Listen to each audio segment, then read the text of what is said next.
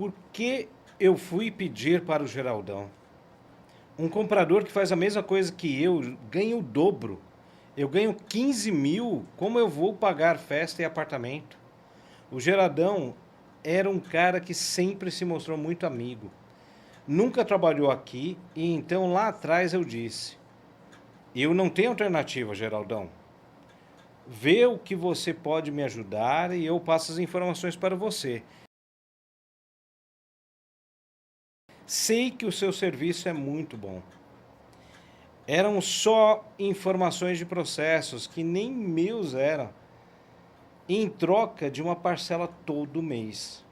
Eu pedi isso para um cara que eu achava que podia confiar. Nunca fiz isso nos meus processos. Eu não podia desapontar minha filha e minha esposa. Eu sempre fiz tudo para elas. Eu sabia que esse dia iria chegar. Eu sabia que iriam descobrir uma hora. Mas eu precisava ter uma aposentadoria. Eu que procurei isso e sou o mais prejudicado e as pessoas que estão à minha volta. O que eu vou dizer lá em casa? Agora nós vamos passar todos os detalhes de uma investigação de um caso de corrupção por meio de suborno em uma grande empresa de telecom. Eu sou Mário Júnior, sejam muito bem-vindos e bem-vindas ao Dissimulados. Eu sou Renato Santos e participei dessa investigação.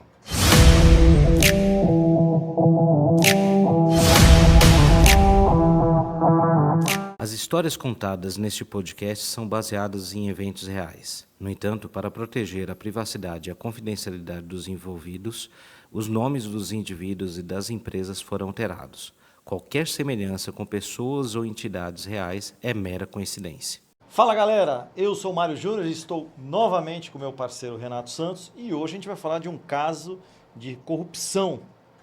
Mas antes de entrar no detalhe do caso, o Renato vai falar daquela confusão que a galera faz sobre crime de corrupção, não é? Agente público, agente privado, tem nas empresas, não tem nas empresas. Conta aí essa história, Renato. Essa resenha que muita gente ainda não sabe. É uma resenha, porque muita gente pega e defende a seguinte ideia. Não existe corrupção se não tiver agente público. Não existe tipificação criminal se não existir agente público.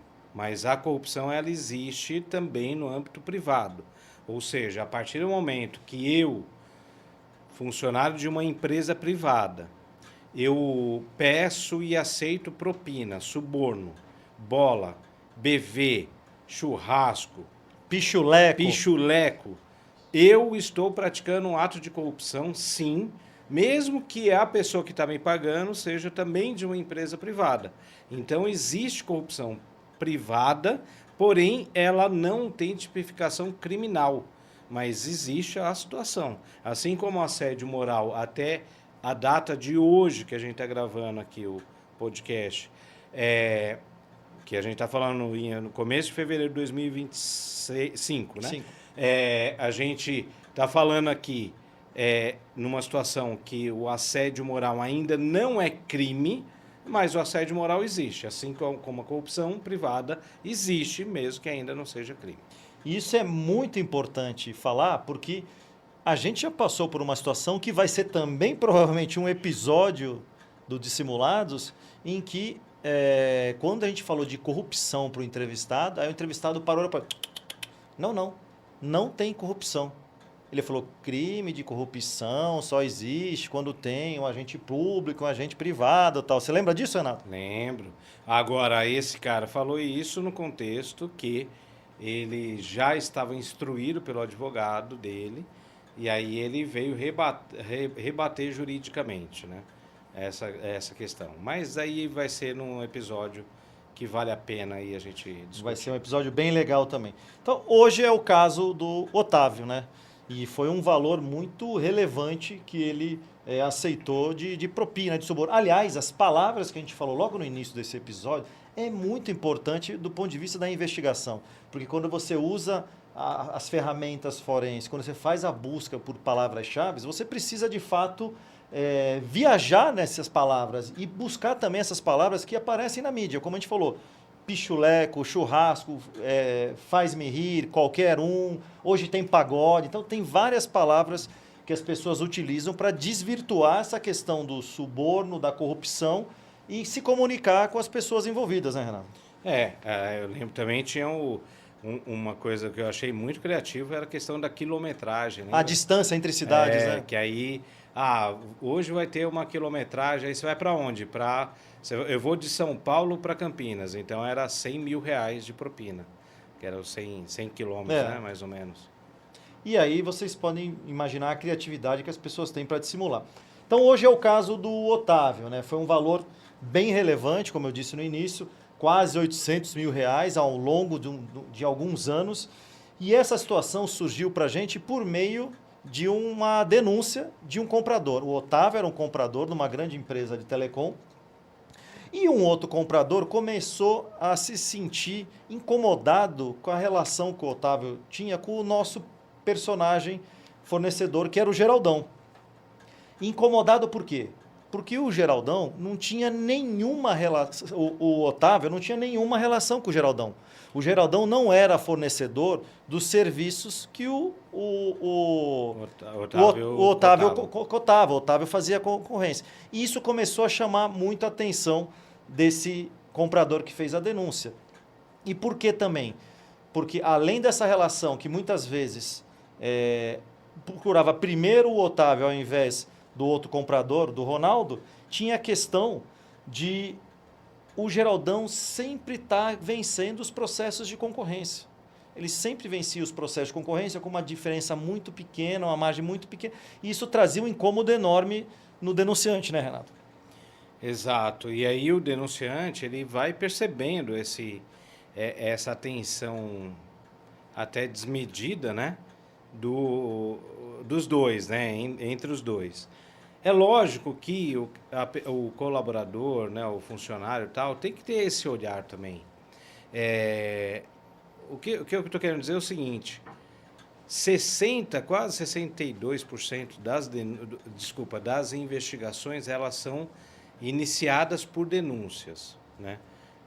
Aí o restante é por atos da auditoria. Auditorias inopinadas. Inopinadas, e tem vários outros fatores. Mas a maior parte é por denúncia. A denúncia só vai existir se a pessoa que está lá trabalhando honestamente na empresa, ela observa alguma coisa que está chamando a atenção, está achando esquisito, ela olha com mais detalhe e sim, a partir do momento que tem mais elementos, ou pelo menos alguma suspeita, relata e denuncia. E a gente não está propondo para o colaborador virar um detetive, um Sherlock Holmes dentro da empresa, não é isso. Mas é para ela perceber alguns atos. Isso é importante. Por quê? Porque é o mesmo empregador, então isso pode prejudicar ela mesmo. E essa percepção de ver esses atos, esses sinais de dissimulação, é importante para a vida, né? Aliás, era legal agora, já deu que é a bola para a gente fazer o reforço do desafio da dissimulação, né? É verdade, vocês não podem perder o desafio da simulação. Vocês vão jogar com a gente, já está rolando, vocês vão participar e concorrer a alguns prêmios muito bacanas, né, Renato? Como que funciona então? Se você não jogou ainda e está curioso, está querendo saber como que é, então é o seguinte: a cada 15 dias, enfim, entre os episódios aqui do Dissimulados, a gente lança um desafio da dissimulação, onde você vai ver aqui uma entrevista com uma pessoa que pode estar dissimulando ou não, e você vai responder questões ali, participar do jogo, e dependendo da sua habilidade, do seu desempenho, você pode ganhar livro do Dissimulados, o físico, recebendo na sua casa. Autografado. Olha só, hein? E inclusive eu estou pensando aqui que a gente podia até estender para o segundo e terceiro colocado também, dando doce ilusão, doce veneno. O que você acha, Nath? Aí, ó, já tem aí o segundo e terceiro lugar também pode ganhar. Aqui, o segundo lugar não é o primeiro perdedor, porque ele ganha prêmio também. Aí. E o terceiro não é o terceiro perdedor. Não.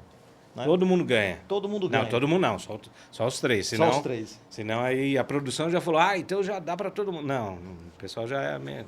E aí, voltando para o nosso caso,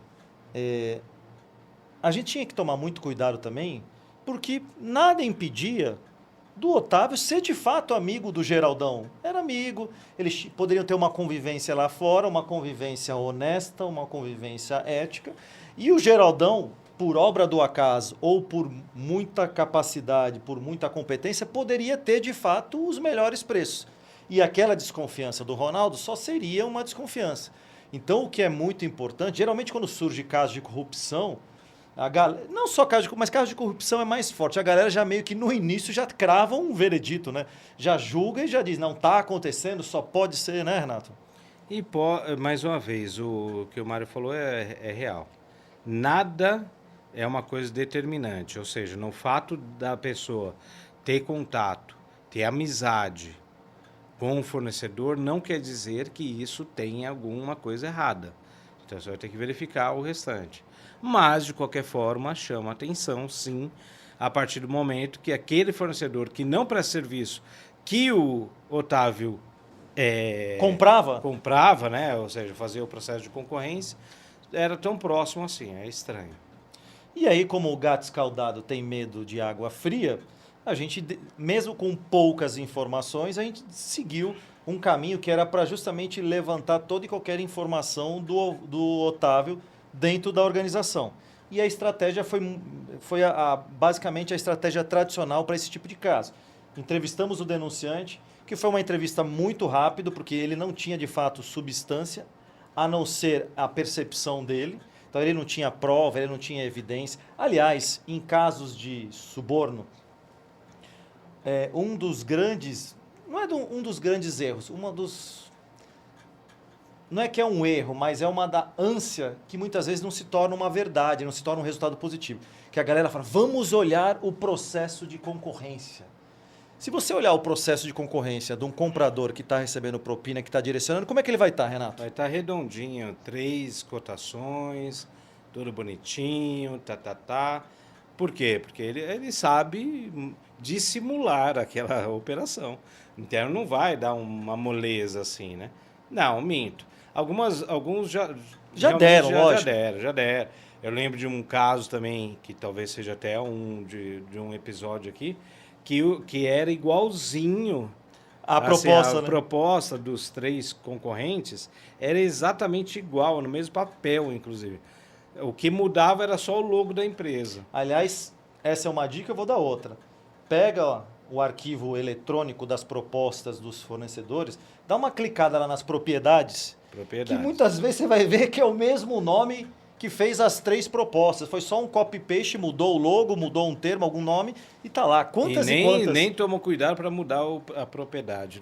Quantas e quantas a gente já pegou assim, simplesmente olhando a propriedade no arquivo. Então, são esses detalhes que fazem a diferença no processo de investigação. Então, aí, a gente começou pela entrevista com o denunciante e decidimos fazer o monitoramento online do Otávio. Lembrando, a gente sempre fala, mas nunca é demais falar que monitoramento online de computador, de celular, análise de computador, celular, qualquer mecanismo que é disposto para o funcionário trabalhar, você pode monitorar. Agora, como já pediram para a gente várias vezes, eu quero monitorar o computador pessoal, o telefone, isso a gente não pode fazer, isso é errado, é contra a lei, né, Renan? Isso é super comum, né? A gente recebeu pedirem isso.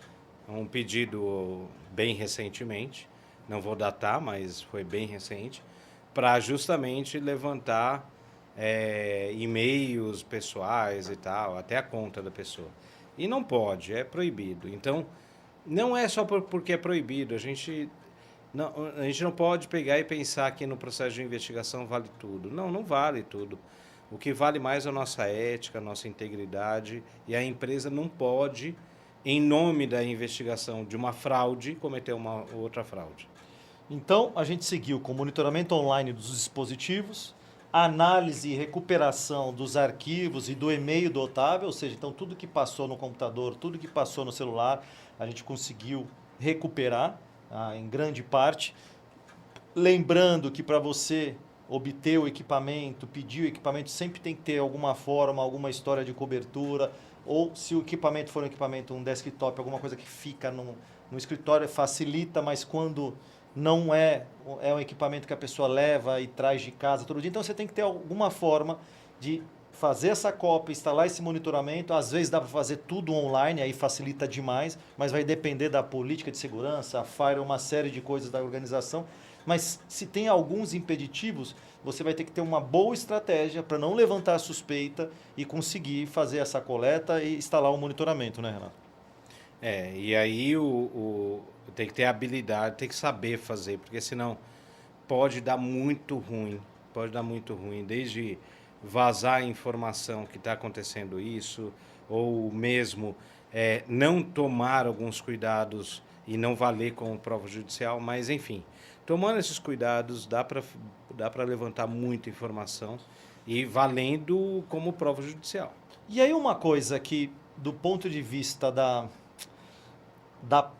de prova, não ia trazer muita coisa para a gente, mas traria um padrão de comportamento, a gente decidiu ver se a empresa ela tinha a capacidade de mostrar para a gente as ligações dos ramais da empresa.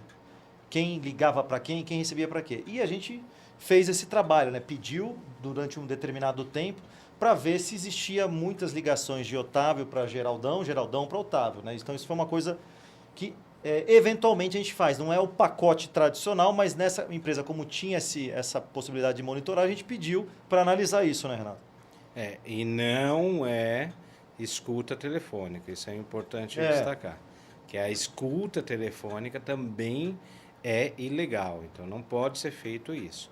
Mas você pode sim levantar os dados de quem ligou para quem, considerando que o telefone é da própria empresa. Da própria empresa, ramal corporativo. Né? Ou mesmo o celular da empresa. Também. Você pode levantar isso lá. Afinal de contas, quem paga a conta é a empresa, Não, né? Isso daí é totalmente legal. Totalmente legal. E uma coisa que o nosso denunciante, Ronaldo, ele disse, que foi que ele tinha a suspeita de ter algum tipo de vazamento de informações, né? E a gente perguntou por que ele tinha essa suspeita. Ele falou: a gente tem um diretório de suprimentos, que é um diretório que só os profissionais de suprimento têm acesso. Então, todo mundo de suprimento tem acesso ao diretório. E esse diretório é separado, tem um nome específico, é separado por material de consumo, se é serviço, se é material, separado por compras, praticamente por compradores, né?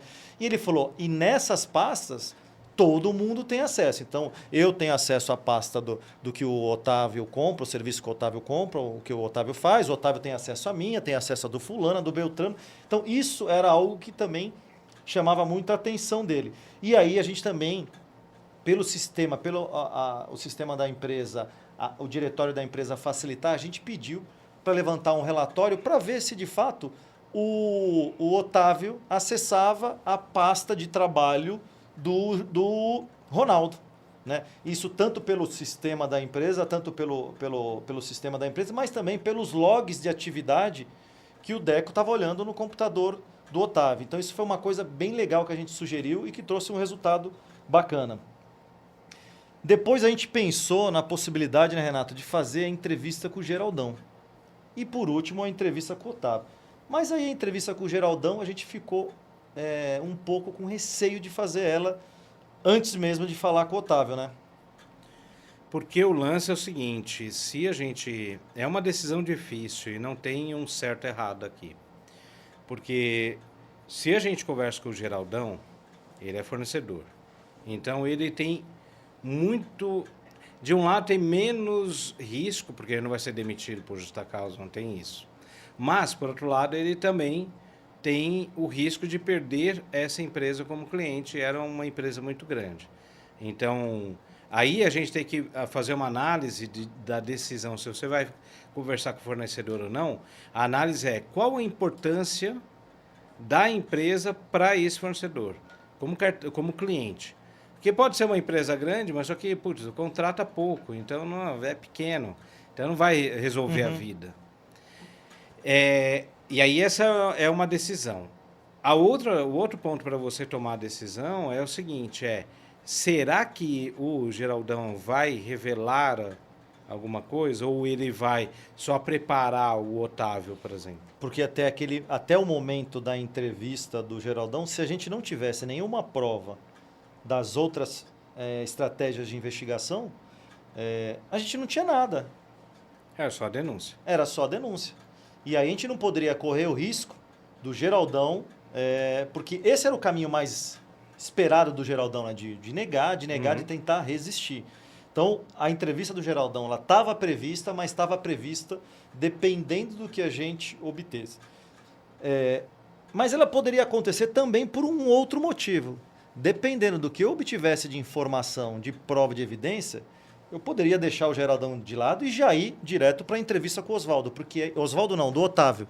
Porque aí, nesse momento, na entrevista do Otávio, eu poderia mexer com a relação de confiança, e nós vamos falar mais à frente de relação de confiança e lealdade entre fraudadores, né, Renato? Aí, então, ou seja, o que a gente quer destacar aqui, pessoal, é que não tem uma coisa muito cartesiana nessas decisões no processo de investigação. Você tem que colocar todos esses fatores, essas variáveis, esses riscos, tudo na mesa para pegar e tomar decisão. E, se possível, que seja uma decisão compartilhada, como foi, que tudo isso a gente dividiu com o cliente. E o cliente vai decidindo juntos. E não quer dizer que está errado, entendeu? Pode dar muito certo, pode dar muito errado. Mas o fato vamos pensar no menor risco possível, né? E aí, a gente já começou a colher alguns resultados muito importantes, mas muito importantes mesmo, que nos aumentavam a credibilidade no que o Ronaldo tinha denunciado, né? Então, no monitoramento, trouxe um movimento muito estranho do Otávio. O Otávio, no monitoramento, ele, de um e-mail não corporativo, eu não lembro agora se era um Hotmail, um desses aí da vida, ele enviava um e-mail, e esse e-mail Hotmail era um XYZ, alguma coisa assim, algumas letras, @Hotmail, enviava um e-mail para Gedão, algum @Hotmail também, e nesse e-mail existia a seguinte comentário, a seguinte notícia que eu vou falar para vocês. E aí, governador? Tudo bem, meu parceiro? A prefeitura vai programar mais 4 novas obras até o final do mandato. Podemos contar com a sua participação nestes novos pleitos? Qualquer coisa dá um toque. TMJ, o famoso... Tamo junto. Tamo junto. Eu nem li a resposta, eu parei aqui imediatamente, porque o Deco tinha me mandado, olha só. Aí eu saí correndo, mostrei pro Renato. Nem vimos a resposta do Gedão. O Gedão a gente imaginava que era Geraldão. Só que, poderia não ser.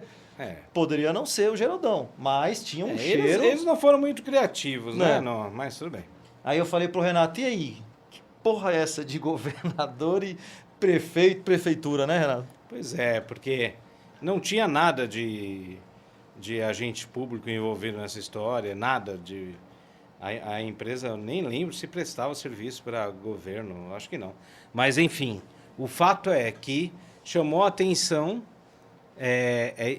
na verdade era quase uma gíria, mas ao mesmo tempo é uma forma de dissimulação da comunicação. Muito com o que a gente falou logo no começo do episódio.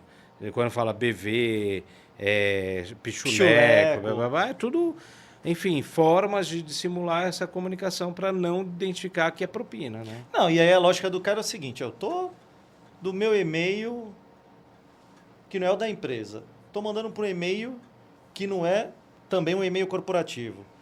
E eu tô no corpo do e-mail falando coisas que não tem nada a ver. Pô, então eu tô me protegendo, tô fazendo bonitinho, né? Blindadinho. Só que ele não contava, o nosso amigo Otávio não contava que as ferramentas corporativas podem ser monitoradas. E isso trouxe uma grande vantagem e uma pulga maior ainda na nossa orelha. E aí veio a resposta do Otávio. Não, a resposta do Gedão. Do Gedão. Que era o governador, que era o governo. Eu já imaginava isso. Com certeza eu vou querer, pois a parceria entre o governo do Estado... Lembrando, governo do Estado é fictício, não tem nada a ver, né? Mas foi o que eles colocaram. E a prefeitura está gerando muitos frutos para nós. prefeito. Tamo junto, interrogação. E aí você fala, aí eu mostrei a resposta. Exclamação. Exclamação, não é igual o Avalon, interrogação, aquele antigo palmeirense, é exclamação. E aí a gente falou, não é possível, cara, tem angu nesse caroço, mas de novo, até agora qual era a prova que a gente tinha? Nenhuma, era basicamente só a denúncia. Aí foi surgindo coisa, você sabe que agora a coisa vai aparecendo, e aí apareceu uma planilha no computador do Otávio. E essa planilha, a gente já pegou alguns casos, mas o Renato falou para mim que foi o cara mais controlado na vida que ele viu, né? Que até o picolé ele colocava nessa planilha de recebimentos e despesas, né, Renato? Então tinha lá no detalhe, planilha, assim, realmente era uma coluna do valor e uma coluna da propina do serviço que ele... Só que lembrando, essa coluna da propina, ela não estava visível, ela estava oculta. Eu já vou dizer, mas o lance do Otávio é que ele colocava entrada por entrada que ele tinha de dinheiro, despesa por despesa, e quando a gente fala pastel, picolé, estava lá, pastel, picolé, ou seja, era um cara muito controlado, muito cuidadoso. E na parte e aí falando uma coisa que foi muito sinistra, na parte que tinha a questão das entradas que estavam ocultas, você via que tinha um valor mensal relevante, né? E o último valor mensal que ele tinha recebido era 20 mil reais, e esse valor mensal estava ligado ao quê? Governador. A gente fala, eita nós, governador, né, Renato? Governador. Quem será o governador? Será que é o Gedão? Muito difícil. Ou será que era o governador do estado que estava passando alguma coisa para ele? Mas 20 mil reais. 20 mil reais. Só que aí a gente, essa planilha, o cara era tão organizado que ele tinha uma planilha com várias abas, né? Vou chutar aqui, era 2025, 24, 23, 22, 21, então era muito tempo, um período muito longo. E aí a gente começou a fuçar aba por aba, né? Em todas essas abas que a gente fuçava tinha pagamento do governo do estado, do governo que ele intitulava. E eram pagamentos mensais. Só que quando a gente olhou lá atrás, esse pagamento não começou com os 20 mil reais. Foi pagamentos mensais que começaram a ser crescentes. Então começou com 5 mil, depois de um tempo foi para 8 mil, depois de um tempo foi para 12 mil, até chegar nos tempos atuais que a gente estava investigando a fraude aos 20 mil, né, Renato? Era. E aí começa a já ficar mais evidente, né, o que está rolando. E aí começa a fuçar a planilha, vamos olhar as despesas desse cara, vamos olhar, né?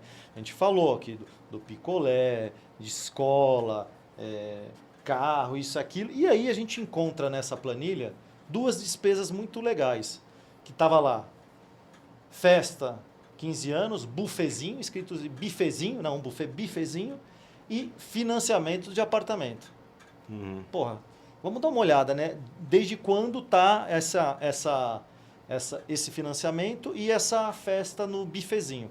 A festa no bifezinho estava 2 anos. 2 anos ele pagando por mês uma parcela de festa. Quase 2 anos, não era 2 anos, mas era tipo um plano de expansão, tipo um consórcio para uma festa. E era um valor que não era um valor pequeno, porque você somando o valor da festa do bifezinho com o valor do financiamento dava 12 mil reais.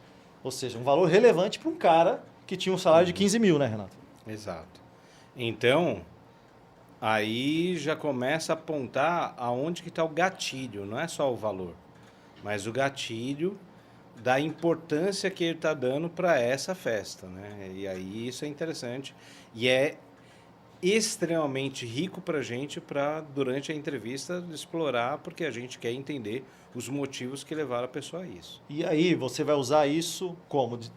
Para dizer que o cara é uma má pessoa, dizer que o cara ele é ruim. Não, ele estava fazendo uma festa para alguém importante da vida dele. Então é dessa forma que você tem que utilizar para poder facilitar para ele contar esse erro e falar a verdade, mas vamos falar mais à frente. E como como o cara era tão organizado, a organização foi trazendo mais e mais informações para a gente. Por uma coincidência, seja lá que for celestial que era, o pagamento do bifezinho e o pagamento do financiamento era muito próximo da data que ele recebia do governador. Então, era pouco tempo antes, o governador fazia a transferência para ele, ele recebia aquela entrada que foi, ao longo do tempo, crescendo de 5, 8, 12 até 20 mil, e logo, poucos dias depois, tinha o pagamento do financiamento do apartamento e o pagamento Da festa. No início, o valor ficava muito próximo, né? Os valores batiam, porque teve um momento que ele recebia 12 mil por mês, mas depois passou, né? Aumentou para 15, depois para 20 mil. Mas era uma coisa que também fazia sentido, a proximidade dos recebimentos e dos pagamentos. A gente não identificou nenhum comprovante no computador dele. Isso era uma coisa ruim, porque apesar de você ter uma planilha, ter um e-mail, prefeito, governador, até aquele momento era só suspeitas. Você não poderia dizer que ele de fato estava recebendo, você tinha desconfiança. A gente também encontrou alguns e-mails, e aí e-mails do Otávio mesmo, profissional, ele encaminhando propostas, mapas de concorrência para o e-mail pessoal dele. Ah, Mário, isso aí é ruim, é ruim. Mas você sabe que o fraudador sempre pode dar uma desculpa para isso, Sim. não é, Renato? A desculpa mais clássica é o seguinte, eu precisava trabalhar em casa e... Não tinha VPN? Não tinha VPN, não tinha acesso ao sistema da empresa. Meu computador não podia levar? E aí eu mando pro meu e-mail pessoal para trabalhar lá. Olha como eu sou dedicado, olha como eu sou legal. Eu trabalho em casa também, depois do horário de expediente. Então, até agora a gente tinha indícios, mas prova que é bom, a gente não tinha nada. E aí a investigação continuando. A gente partiu para a análise das ligações. A análise das ligações trouxe aquilo que a gente já imaginava, a gente já previa que ia surgir isso. Ou seja, Otávio fazendo uma série de ligações pro Geraldão. E sempre fazia também próximo à época que a gente encontrou aqueles recebimentos que o Geraldão fazia pro Otávio, né, Renato? Então, ou seja, já tinha aqui em direito fala em nexo causal, né? Nexo causal, coisa bonita, hein? Bonito. Quando tem um nexo, ou tem uma ligação entre um fato e outro, né? E aí, por fim, para a gente já chegar na entrevista, porque eu sei que vocês estão morrendo de curiosidade, sabe aquele acesso ao diretório de suprimentos? Nosso amigo Otávio acessava mais a pasta do Ronaldo do que a própria pasta dele. Ou seja, então, para que ele tanto tem que olhar a pasta do Ronaldo? Ou seja, do colega. Ele não tem que se meter lá no trabalho do colega, porque não tinha razão. E aí a gente começa a juntar o nosso pacote. Então, tinha desconfiança do próprio Ronaldo, tinha relação de amizade, tinha ligações, tinha no monitoramento um e-mail estranho, prefeito-governador, e tinha o envio de propostas do e-mail profissional do Otávio para o e-mail particular e uma série de ligações quase todo mês durante um grande período. Então, tinha o que o Renato falou, tinha um nexo causal ali, tinha um grande indício que nos fez antecipar, pular a etapa da entrevista com o Geraldão e já partir para o Otávio, né? E a gente não... Aí a decisão estratégica foi, não vamos arriscar em falar com o Geraldão para preparar o Otávio. Então, vamos direto com ele. Porque o Geraldão poderia falar o seguinte, não, nós somos amigos, já trabalhamos em outro lugar, tudo, eu não vendo nada para ele. Não... O Geraldão poderia mentir e orientar o Oswaldo a manter aquela situação. E lembrando que é mais difícil mesmo você conseguir uma confissão com alguém de fora da empresa, que não tem risco, do que um próprio colaborador, né? É verdade. E aí veio a entrevista com o Otávio. E a entrevista com o Otávio, eu lembro como se fosse hoje, foi uma das mais difíceis da nossa vida, da nossa carreira, porque era um cara que tinha uma idade para ser nosso pai, já começava por aí. E esse é um caso que aconteceu um tempo atrás, né? Eu tenho uma cara muito de novinho, de jovem, assim. O Renato já é um pouco mais acabado, uma cara mais Tem gente rindo velho. ali. Tem gente rindo. Tem gente Manuela, vamos lá, uma enquete, por favor. Eu vou mandar a enquete, vocês respondem, eu esfrego na cara dele. E aí, porra, era meio que a gente tava quase entrevistando um pai, um avô ali, né? Então já tinha essa barreira que pro entrevistador novato é causada. A gente já viveu isso lá atrás e isso mexe com o entrevistador, não é, Renato? Ah, sem dúvida, porque aí você... Conta a história. É minha mãe. Teve uma vez que aí eu entrei, não foi nesse caso, que eu entrei para a entrevista A mulher era igualzinha à minha mãe, mas igualzinha mesmo, assim. Aí eu olhei e falei, mãe, o que você veio fazer aqui? Eu acho que ela que foi separado quando nasceu, né? E... Mas aí eu saí e falei, puta, não vai dar para eu entrevistar minha mãe, né? Aí... Aí eu pedi para o Mário entrevistar e tal. E a gente tem que ter esse olhar mesmo, tem que ter essa autocrítica, né? Porque pode acontecer. Aí tinha essa questão da idade, que trazia uma barreira mesmo para gente, que já tinha experiência, mas trazia uma barreira. E também tinha o fato do cara estar prestes a se aposentar. Isso era uma coisa que remava muito contra a verdade, né, Renato? Exatamente. E aí fica mais difícil, né? Fica mais desafiador. Porém, não impede que você faça a entrevista. Isso que eu quero chamar a atenção.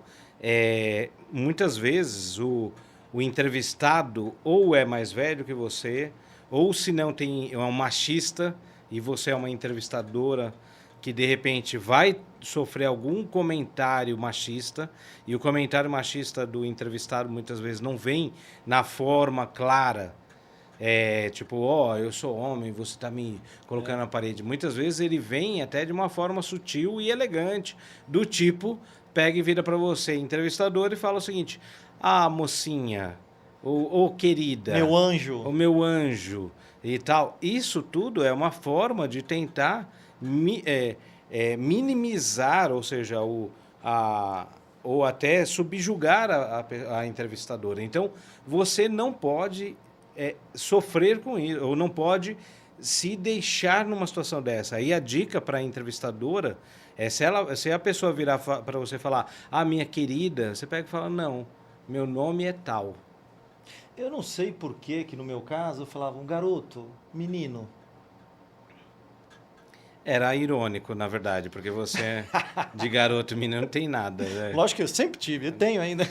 Mas vamos lá, aí chegou a entrevista do Otávio.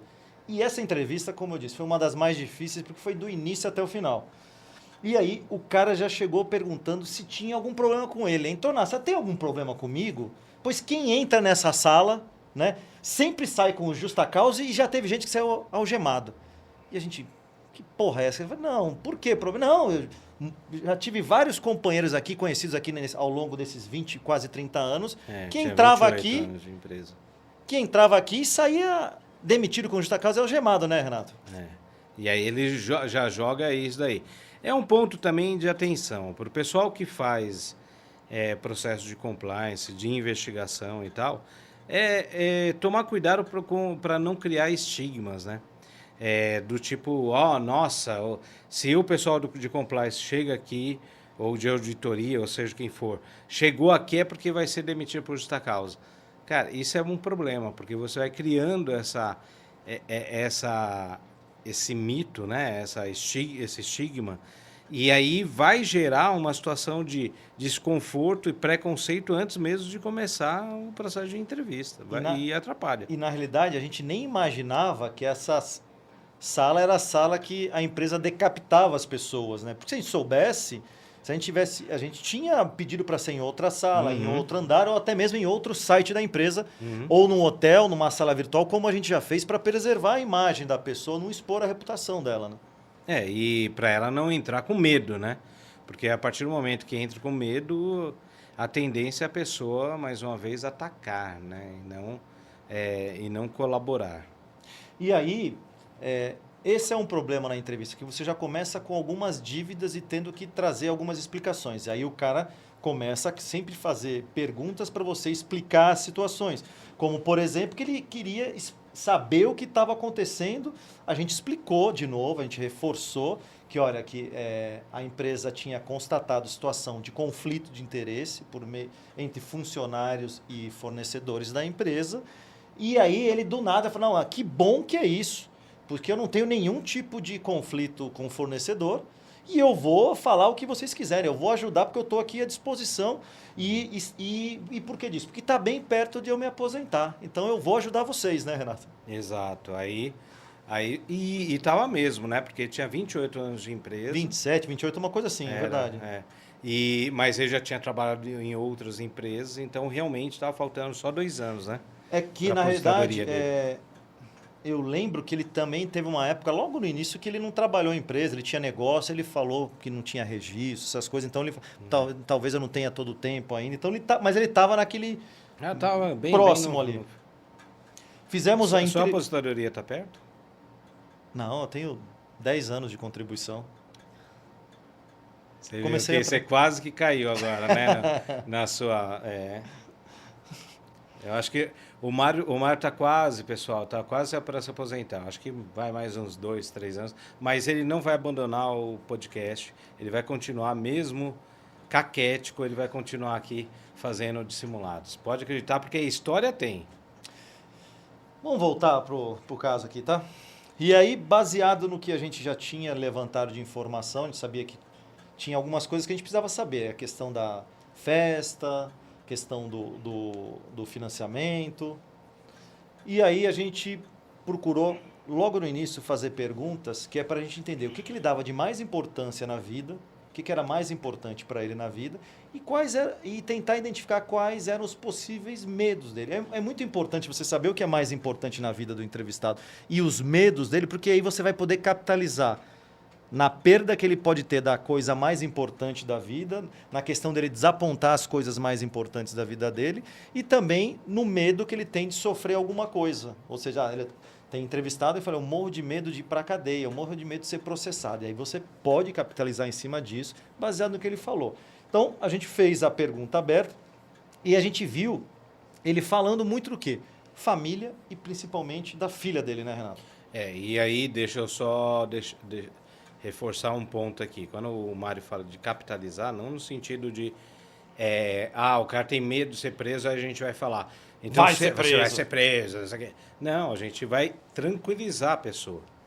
Tirar o medo da pessoa. O medo, que muita gente pensa o seguinte, você tem que trabalhar o medo da pessoa para ela confessar. Não, você tem que tirar o medo da pessoa para ela confessar. É essa a questão. Então... Por quê? Porque senão você cai numa ameaça. Você vai ameaçar a pessoa e a gente não pode fazer isso. E não é só não pode porque... e não pode por uma questão ética e uma questão legal, mas é por uma questão de ineficiência. Você ameaçar a pessoa, você gerar medo na pessoa, você está sendo ineficiente para a pessoa confessar algo. Por isso que o cara é especialista. Aí... ele começou a falar da filha dele, dando uma importância enorme, dizendo que era a paixão da vida dele, que era capaz de fazer tudo por ela, né, Renato? Fazer isso. Qualquer coisa por ela. A gente falou, poxa, bacana, eu acho que esse é o padrão de qualquer pai, fazer tudo pelo filho, né? Tudo dentro das possibilidades dele, né? E aí, como em toda entrevista, a pessoa não mente o tempo inteiro na entrevista. Geralmente ela edita a verdade em alguns pontos e traz assuntos verdadeiros, porque não dá para mentir o tempo todo. E aí, sem a gente perguntar, ele falou, inclusive, né, depois que ele falou que fazia tudo pela vida dela, inclusive eu estou pagando a duras penas ali há quase 2 anos, quase 2 anos, a festinha de 15 anos dela num bifezinho. Foi. E aí, o que você fez? Ficou com aquela cara de... E aí dá para entender o tal da festa...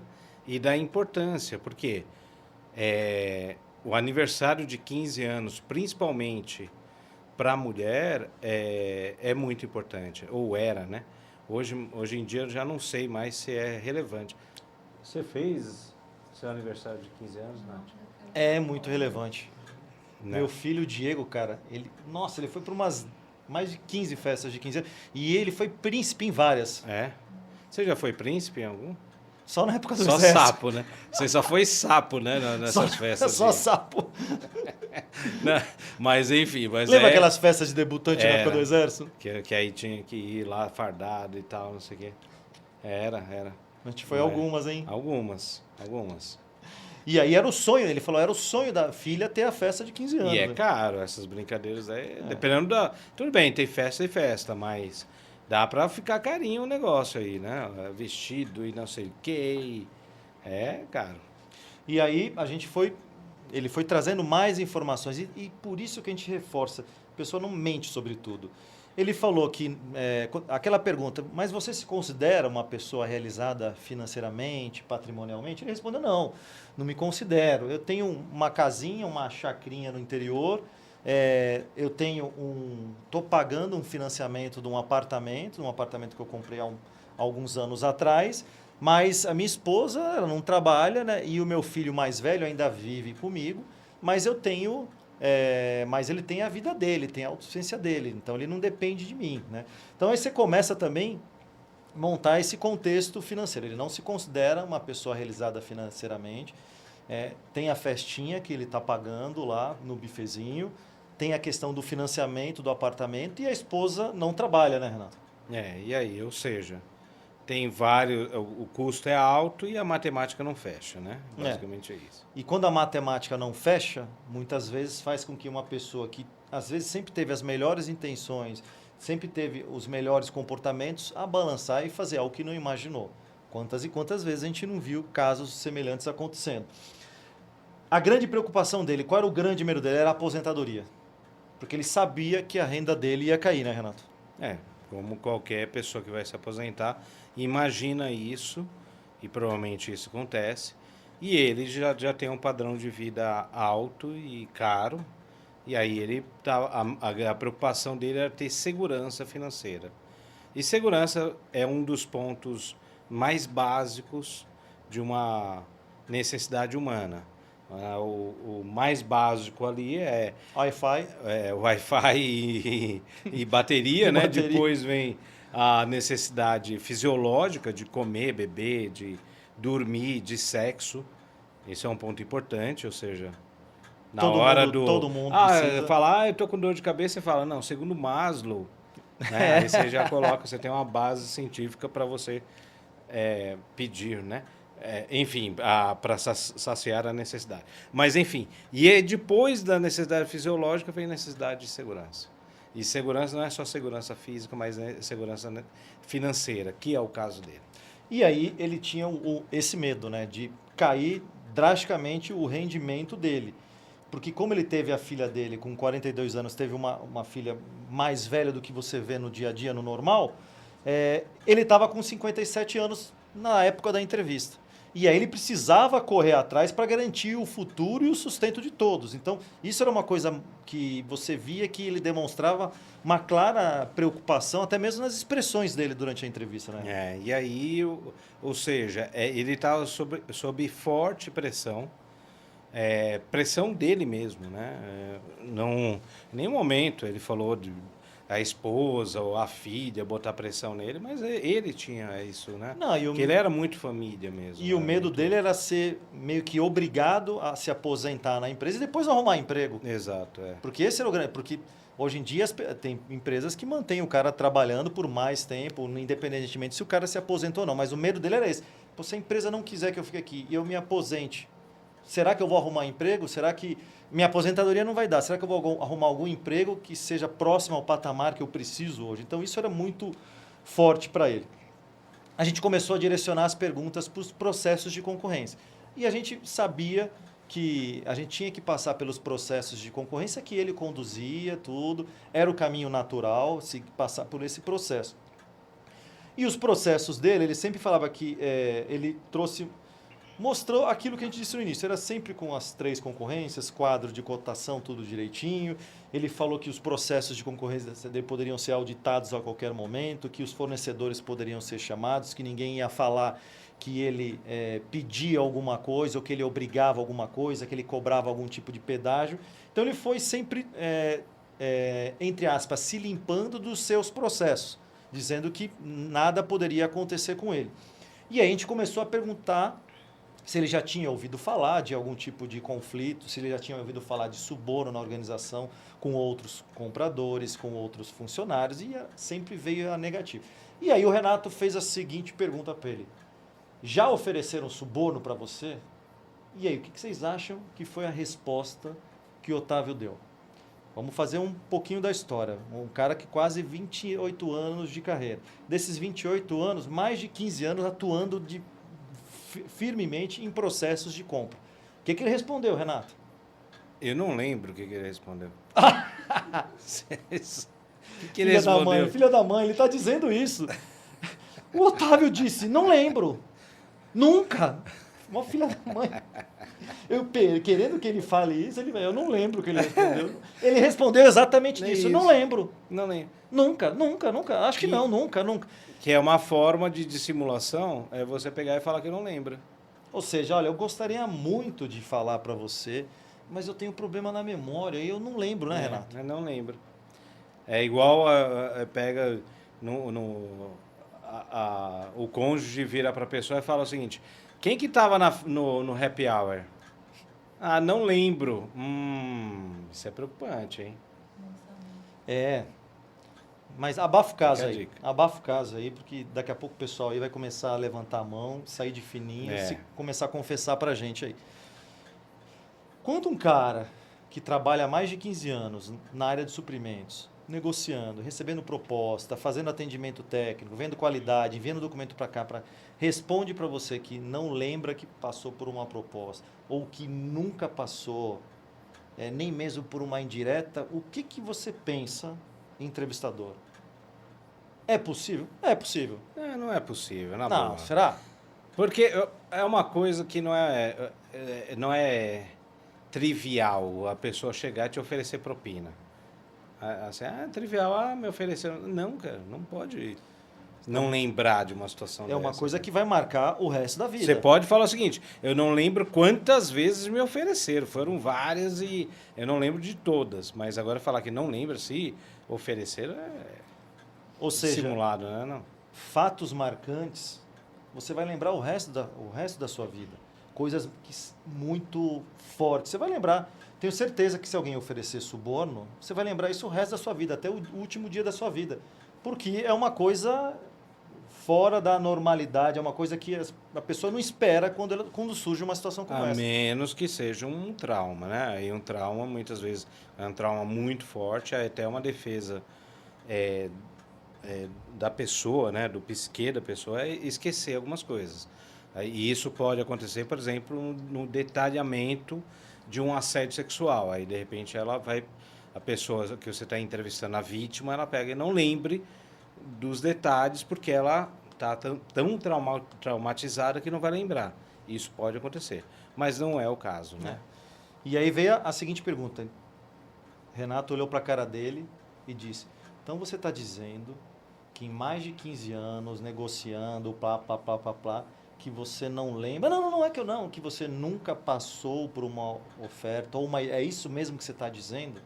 Ou seja, ele acabou de usar a pergunta regressiva. Exato. Ou seja, ele voltou ao assunto e pedindo que ele confirme aquela suposta aberração que ele estava dizendo para a gente naquele momento. A pergunta regressiva, ela serve para a pessoa... Fala sério, né? Um fala sério, exatamente. Fala sério. E aí a pessoa ela fica envergonhada de manter aquela versão que não tem nada a ver, aquela versão ridícula. Então ela provavelmente não vai manter essa dissimulação. E aí a gente começou a seguir para algumas perguntas para ver qual era o tipo de tratamento, qual era o tipo de benevolência que ele teria para com uma pessoa que aceitou suborno por qualquer razão. E a pergunta foi o seguinte: você daria uma segunda chance para um funcionário que aceitou dinheiro de fornecedor? Aí ele respondeu, e o Renato vai comentar agora: depende da pessoa e do tempo que ela está na empresa. Se fez isso nos processos dela ou não. E aí? O que ela está dizendo aqui, aliás, ele tá Para.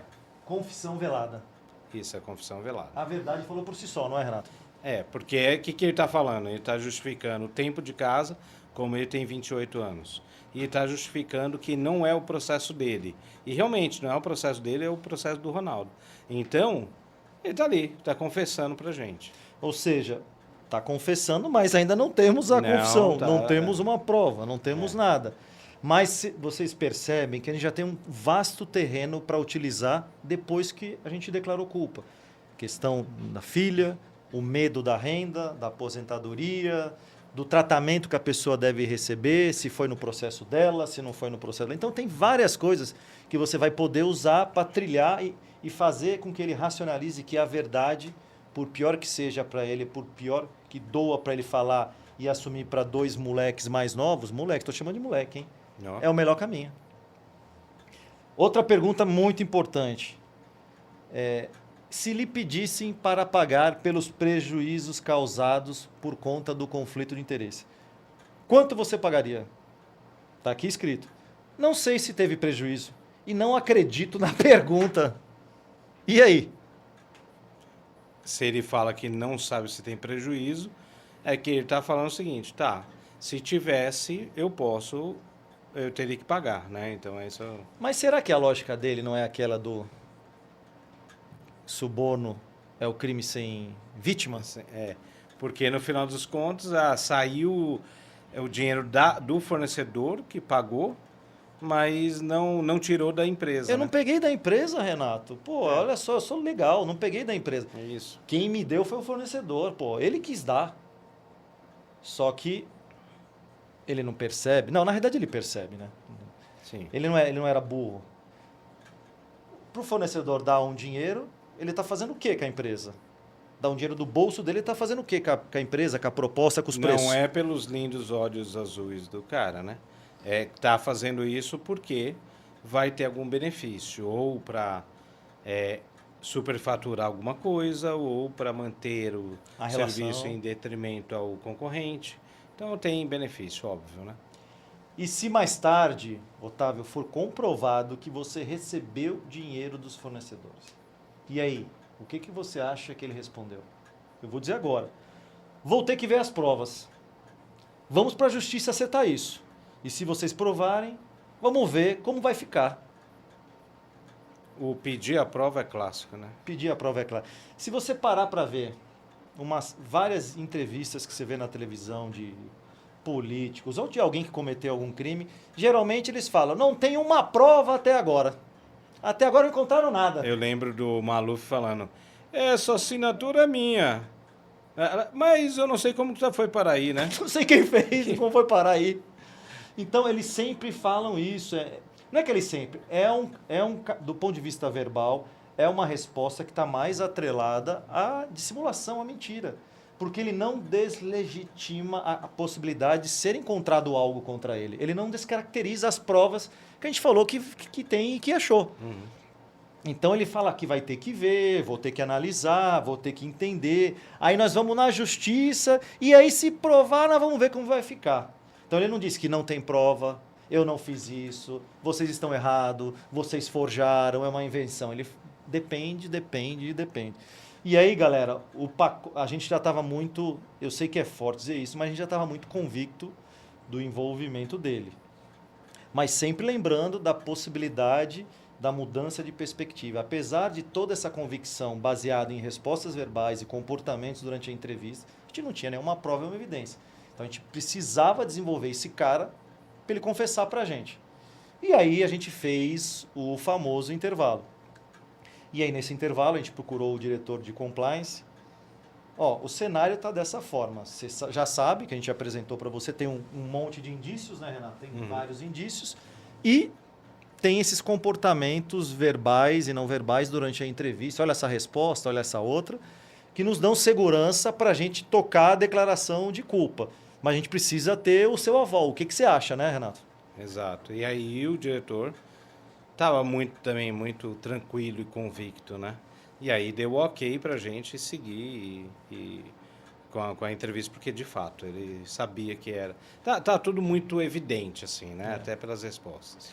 E aí, vocês que falam, mas o Mário disse que foi uma entrevista difícil, que foi isso, foi aquilo. Vocês vão ver o que aconteceu agora. Fizemos o intervalo, né? Que vocês já sabem, aquela questão tradicional. E eu vou falar, porque às vezes tem gente que está ouvindo a gente pela primeira vez, que é para justamente a pessoa não ficar todo o tempo na sala de entrevista. É humano deixar ela beber água, ela ir ao banheiro. Mas, Mário, eles vão trocar mensagem com o fornecedor, vão trocar mensagem com os... Não tem problema nenhum, que troque.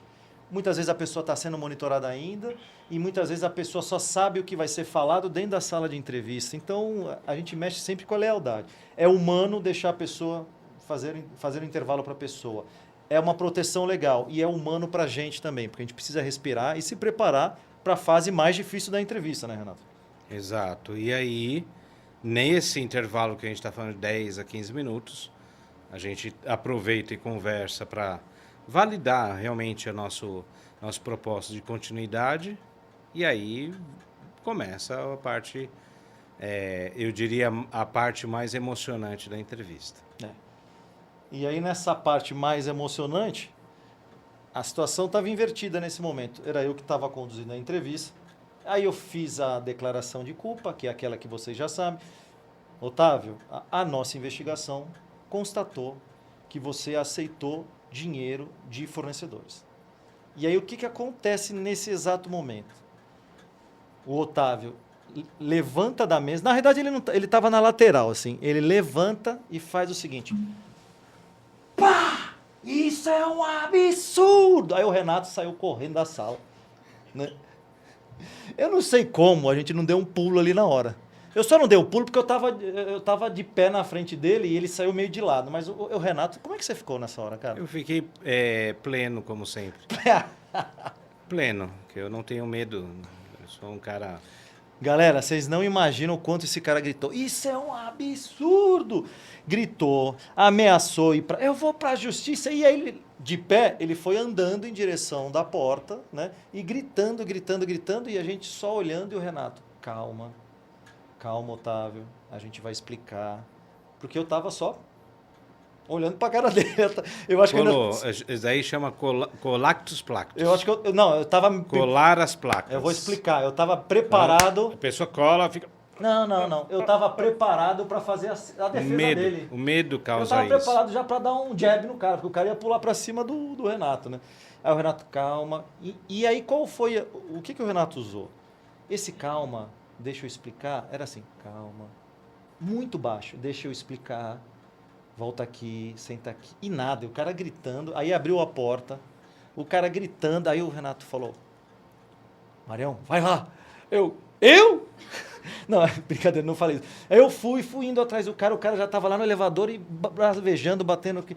Aí eu falei, cara, não, vocês vão ter que explicar isso agora nas outras instâncias. Isso aqui, cara, volta para a sala, a gente vai explicar. A gente falou isso para você porque em forma de consideração, a gente não poderia deixar de falar para você. Mas o que foi? Exatamente, que você aceitou. E eu com medo, por quê? Porque a gente estava num andar da empresa, que era um andar de certa forma reservado, mas todo mundo sabia que era a sala do... exatamente, da forca, do forca. decapitado, seja lá o que vocês quiserem dar o nome.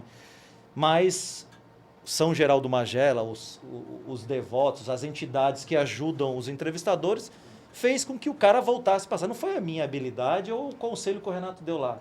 Eu acho que é sorte, muitas vezes ajuda a gente. O cara voltou para a sala e bufando, não sei o quê, e o Renato, senta aqui, deixa eu explicar, posso explicar? Não! Até que um ponto o Renato conseguiu controlar a situação e aí ele começou a explicar usando aquilo que eu falei para ele lá de fora. Olha, deixa eu te explicar. Em forma de respeito, a gente não poderia mentir para você. E por isso a gente... Não é, Renato? Foi isso. E aí a gente foi colocando ali de uma forma muito calma. Com toda a paciência. Com toda a paciência. E foi explicando e tal, e o cara foi acalmando. E aí ouvindo, pelo menos. Só ouvindo, né? Só ouvindo, não confessava nada, né? Ouvindo de maneira distante. Aí o Renato fala, cara, a gente pegou tudo, a gente não tem dúvida nenhuma, porque aí são as declarações de reforço. Porque ele continuava no meio do discurso ainda negando, e você não pode deixar ele negar, você tem que fazer ele fechar a boca e continuar declarando, reforçando o que a gente havia constatado. E uma das formas é, pegamos tudo, a gente fizemos uma série de análises, todos os sistemas da empresa, fizemos entrevistas internas, entrevistas externas, e tudo indica que você não falou a verdade sobre tudo e que você se aproveitou da relação que você tinha com o Geraldão. O Geraldão pagou para você, deu dinheiro. Ele falou, não, o Geraldão eu nem era amigo dele, né? Eu não era... Aliás, não é que o Geraldão não era meu, eu nem tinha negociações com o Geraldão. Aí o Renato falava, mas sabe o que é? Nessas horas, você não pode confiar em quem você não pode confiar. E aí entra o Renato plantando a dúvida. A dúvida dele se ele realmente, se o Geraldão estava do lado dele ou não. Esse é o clássico dilema do prisioneiro, ou teoria dos jogos. Será que eles falaram com o Geraldão e o Geraldão não falou nada para mim? Será que o Geraldão confessou tudo e decidiu continuar sendo fornecedor da empresa pela troca da informação. É isso que passou na cabeça dele, não é? Exato. E é isso mesmo, porque podia ser. Se a gente tivesse entrevistado o Geraldão, talvez o Geraldão tivesse já confessado e acusado ele, né? Aí uma outra coisa engraçada, mas essa foi... o Renato não pulou, nem eu, não ficou ninguém preocupado, né? Mas diante da gritaria, da saída do cara, da esbravejar, não foi o diretor de compliance, o analista de compliance escutou tudo isso, né? E aí foi lá na porta, bateu na porta, colocou a cabeça e fez assim, Para saber se estava vivo. para saber se estava tudo vivo. bem, se a gente estava vivo. A gente falou, não, tá tudo bem, qualquer coisa, né? Assim, ou seja, a gente pede para as pessoas não entrarem, pede para as pessoas não interromperem, mas o que aconteceu ali foi Foi fora do padrão. Foi diferente, e aí o garoto, provavelmente o diretor de compliance falou, vai lá. Vai lá, porque se eles estiverem mortos, pelo menos você que morre no meu lugar. Não sou eu que vou morrer, né? E aí, mas mesmo assim, nosso amigo Otávio continuava colocando barreiras. Aí o Renato, chega uma hora que você tem que ser mais direto e assertivo. Chega uma hora que você não tem que ficar mostrando tanta compreensão e mostrar as consequências da mentira continuada. Aí o Renato falou, olha, cara, se é para você continuar dessa forma, tudo bem, a gente vai aceitar, a gente encerra do jeito que você quiser. Você não está falando a verdade. Se você continuar dessa forma, a gente encerra agora, a gente chama o RH para proceder à sua demissão com justa causa e aí a empresa tomar as medidas legais do ponto de vista o ato que você cometeu. E aí veio o ponto que mexeu de fato com o medo e a preocupação, que é o término da relação profissional com a empresa e a possibilidade de ser processado, que era algo que batia muito forte nele, porque como ele ia explicar em casa? Vocês lembram da última frase que o Renato leu no início. O que eu vou falar lá em casa?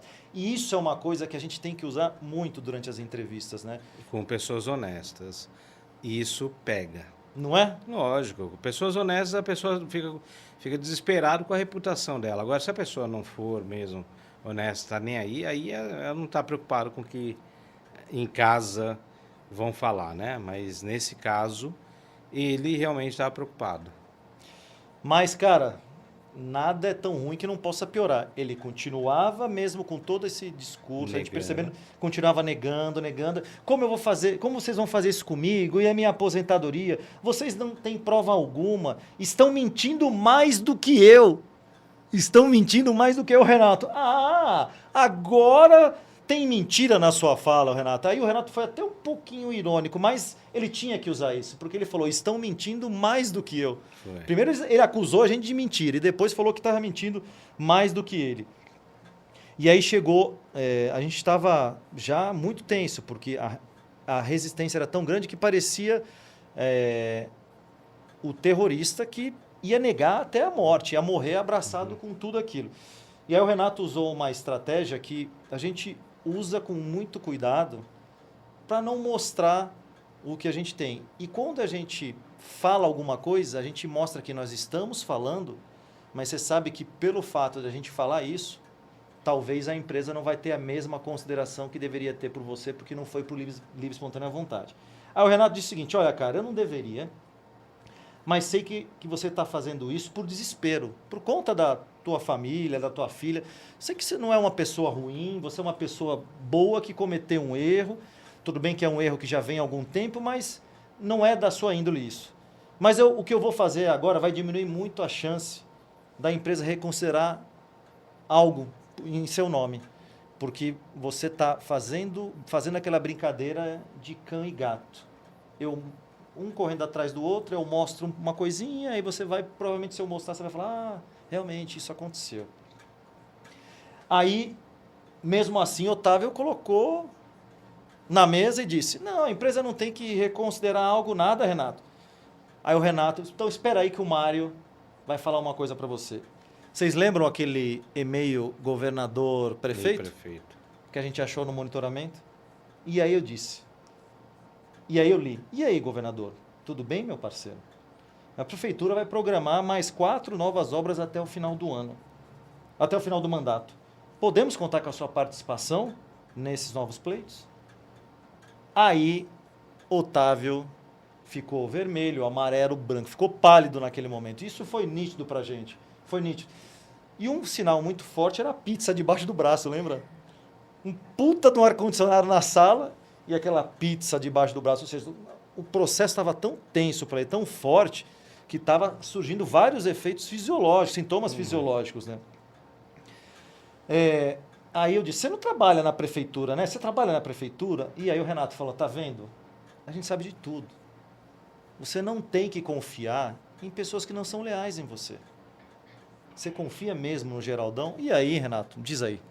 Aí, dilema do prisioneiro, teoria dos jogos, e aí o cara sabe que não pode confiar no Geraldão. Ele jogou toda a culpa em você. Ele falou coisas a mais. E se você não poder contar a sua versão, o que, que vai acontecer? A empresa vai ficar com a versão de quem? Só do Geraldão. Só do Geraldão. E foi desse momento em diante que nosso amigo Otávio veio para frente, abaixou a cabeça. O pessoal está desesperado porque... Tá bom, veio para frente, abaixou a cabeça, deu aquela bufada e aí começou a explicar o porquê daquilo que a gente fez. Porque o Renato estava reforçando. A gente não sabe o porquê que você fez isso. A gente imagina, mas a gente precisa ouvir de você para confirmar tudo aquilo que a gente já identificou. E aí ele começa a falar da filha e do porquê que comprou o apartamento e porquê não estava conseguindo pagar, não é, Renato? que aí ele pegou e falou que ele precisava comprar um apartamento maior, porque a filha já estava virando mocinha e tinha que ter o quarto dela, independente, tá? Vamos falar o português claro, que aqui a gente tem licença poética. A filha estava entrando no período menstrual.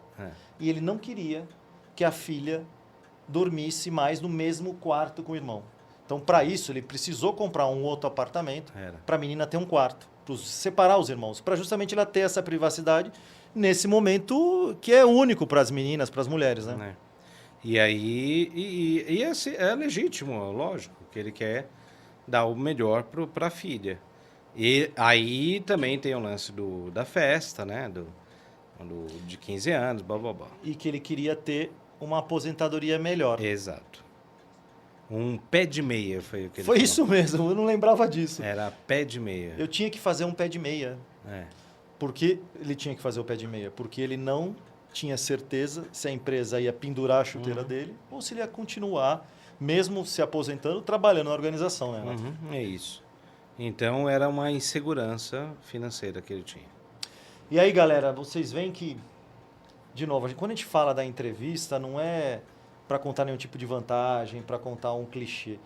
Cada resposta que a pessoa dá, cada comportamento que ela apresenta, você pode utilizar e trabalhar tanto para acolher e para mostrar o caminho correto que ela tem que utilizar naquele momento, que vai trazer, de alguma forma, atenuantes para ele, né, Renato? Sim, e a verdade, né? Porque aí, a partir do momento que a pessoa fala a verdade, isso gera um alívio para ela, né? Na culpa dela. E foi o caso dele. O Otávio era uma pessoa boa, enfim, 28 anos de empresa, a maior parte do tempo estava fazendo a coisa certa. E com a decisão que a gente tomou de contar esse pequeno trecho, na realidade o Otávio não foi penalizado em nenhum momento com relação a isso, né? Inclusive, ele acabou sendo demitido com justa causa, mas a empresa, mesmo diante do valor que ele se aproveitou ao longo de alguns anos, recebendo do Geraldão, a empresa deu a possibilidade dele fazer uma proposta para devolver de alguma forma, a gente não sabe como contabilmente isso, devolver de alguma forma para a organização, para ele fazer a proposta, né? De fato, o que ele tinha de dinheiro, parte do dinheiro estava imobilizado nesse novo apartamento, ele não tinha dinheiro, de fato, para vender, para repassar, para devolver. Ele teria que vender o apartamento e aí resolver isso daí. E foi assim que terminou a história do nosso amigo Otávio, né? Foi assim, toda aquela revolta passou, ele se sentiu bem no final e até nos abraçou no final, né? É verdade. Uma coisa que é muito forte pra gente é quando... várias vezes já aconteceu isso, da pessoa abraçar, da pessoa agradecer e chegar lá, se um dia eu te ver em algum lugar, eu vou te cumprimentar porque você foi decente, você não me maltratou, no momento mais difícil da minha carreira, da minha vida, né, Renato? É isso. Humanizou, né? É simplesmente humanizar. É isso. Galera, falei tipo argentino, né? Galera, né? Falei, galera, obrigado para quem acompanhou, para quem vai acompanhar. Não esqueçam de clicar para receber as nossas notificações. Não esqueça de acompanhar no YouTube, no Spotify, em todas as plataformas. Os livros estão disponíveis. Mandem seus comentários, procurem a gente para falar sobre os casos. A gente adora fazer isso. E não esqueça do jogo, né, Renato? É o desafio da dissimulação. Porque ali você vai aprender como que você detecta mentira e dissimulação no seu dia a dia. Vai lá. Meu camarada, mais É um caso nóis. resolvido e compartilhado com a galera. Valeu!